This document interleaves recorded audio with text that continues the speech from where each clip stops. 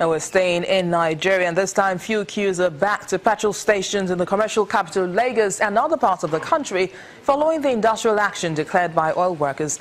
The Petroleum and Natural Gas Senior Staff Association of Nigeria, Pengaton, last week threatened to embark on an indefinite strike beginning from today. The union's action follows the expiration of an ultimatum it gave to the federal government to address issues they consider detrimental to the welfare of their members.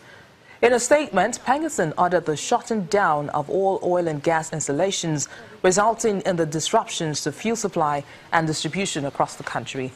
Pengaton is alleging anti-labor practices against some of its members by some indigenous oil companies, sacking of workers by one of the oil companies due to their involvement in union activities, and non-remittance of workers' taxes to the PFAs by the same company.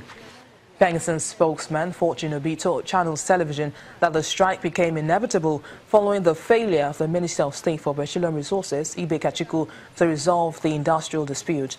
Last week, many woke up to long queues at petrol stations in some cities across Nigeria, with the independent marketers and the NNPC trading blame on the cause of the fuel scarcity. Hardship on people it's not at all, especially at this Yuletide season. A lot of people want to travel, but because of this fuel situation, it's not good at all. The federal government should do something about it, just to lessen the suffering of people. It's not good. You can see now, I see sun now, people inside sun. I have other things I'm supposed to be doing now, but since I don't have fuel, I have to queue and get it. I've been to both AYA, Caro, then Total at area 11 before coming down here. It was someone that told me that I should come here, that the queue here is not much. So it's not possible for me to be happy going around to look for fuel. Look at my tank. Look at the lights already. Even though I don't have money to buy full tank, but the little I want to buy can still take me for some time. Meanwhile, operatives of the Nigeria Civil Security and Civil Defense Corps in Osun State Command have apprehended some marketers in Ilesha town for hoarding premium motor spirit, while others were caught selling above the approved pump price. The state commandant of the Corps gave the arrest order during an inspection of stations around the state. Bad enough that queues have resurfaced at filling stations in parts of the country, some marketers are still hoarding the product, making the situation worse. The artificial scarcity seems to be spreading fast, and the Osun State Command of the NSCDC wants to correct this. The task force is monitoring compliance to the federal government's directive that fuel be sold to customers and at the controlled price, but it finds that the marketers are disregarding this.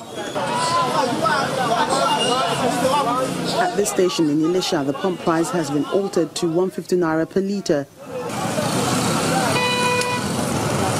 In another area, motorists are buying at the rate of 160 naira. The petrol station attendant says she's just following orders.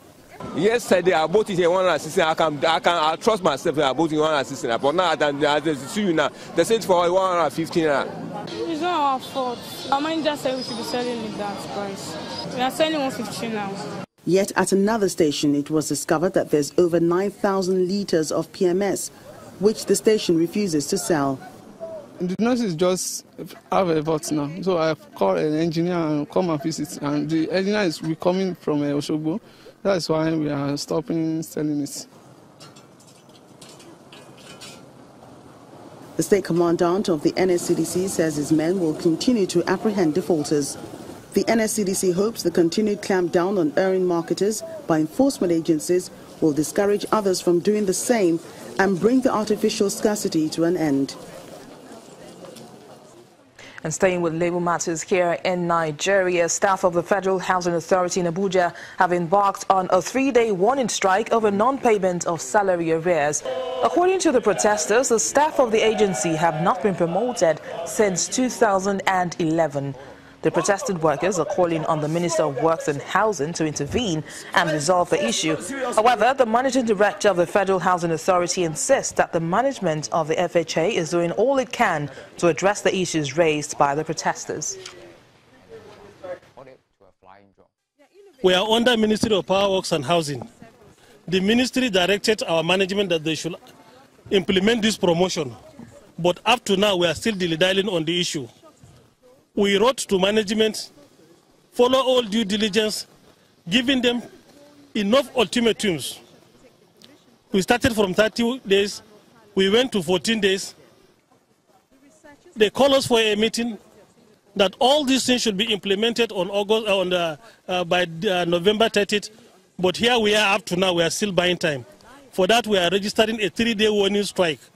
If government and our management didn't do anything, it is from there that we will know our next line of action.